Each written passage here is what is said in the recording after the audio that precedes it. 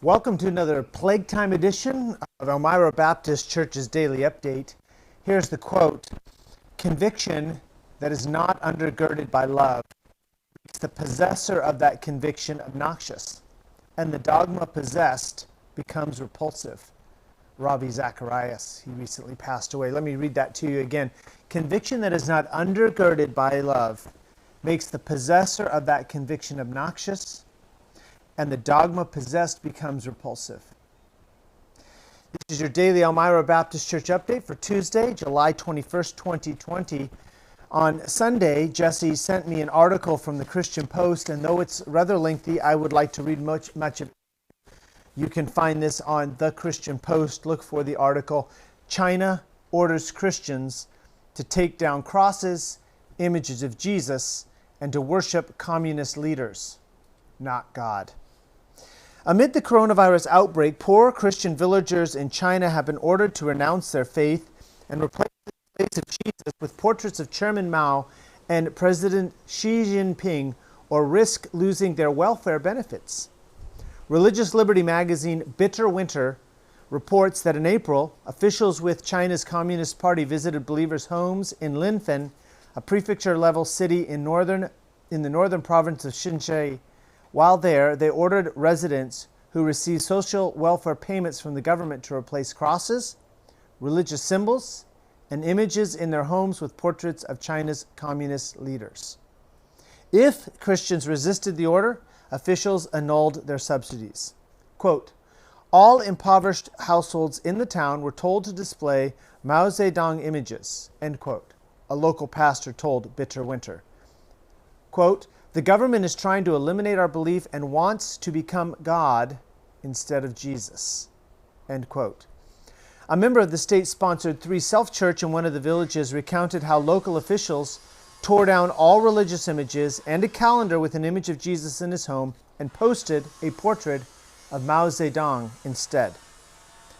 Open quote, "Impoverished religious households cannot receive money from the state for nothing. They must obey the Communist Party for the money they receive," end quote. The Believer quoted an official as saying. In May, an official in the eastern province of Shandong stormed into the home of a local Christian. While inside the Christian's home, the official posted portraits of Mao Zedong and Xi Jinping and reportedly said, "These are the greatest gods. If you want to worship somebody, these are the ones." In April, the government of Hsinchu City in the southeastern province of Shinji canceled a disabled Christian's minimum living subsidy and a monthly disability allowance because the believer continued to attend worship services despite government orders. Similarly, in another county, a Christian woman in her 80s was removed from the government's aid list because she said, quote, "Thank God," end quote, after receiving her monthly subsidy in mid-January. Quote, "They expected me to praise the kindness of the Communist Party instead," end quote, she said. Another elderly Christian woman from Henan's Shinqi City had her minimum living allowance canceled after government officials found a cross image posted on the door of her home. And it goes on for another 2 pages. Let me finish with the end here. Open quote, "Many poor households have plunged into poverty because of illness in the family. Some have resorted to believing in Jesus to cure their illnesses," end quote, the head of the government campaign said. He continued, "But we tried to tell them that getting ill is a physical thing and the people who can really help them are the Communist Party and General Secretary Xi," end quote. So you can see the religious persecution that our brothers and sisters in China are facing. Now, this brings home a principle that I tried to explain a couple of weeks ago, about a month and a half ago now, when we talked about Joseph as the second in command in Egypt. When the government controls everything, when you have given to the government everything you have and you receive back from the government everything you need, then the government is in control of everything. Imagine, for example, if the U.S. government were giving out a freedom dividend, that $1,000 a month or $2,000 a month allowance to every U.S. citizen. And then suddenly they said, if you want to receive that money every month, you have to quit going to church. Or imagine if the U.S. government were to make your Social Security payments dependent on not attending church because of the COVID crisis, of course. Or imagine if we had national health care and the U.S. government said you could only receive health care if you followed their rules, and one of those rules was you could not attend religious services during a pandemic. Imagine if the U.S. government were to offer free education, free college education, but only if you attended their universities where humanism was promoted and Christianity was ridiculed. You can see the reason why I am very wary of excessive government involvement in our daily lives.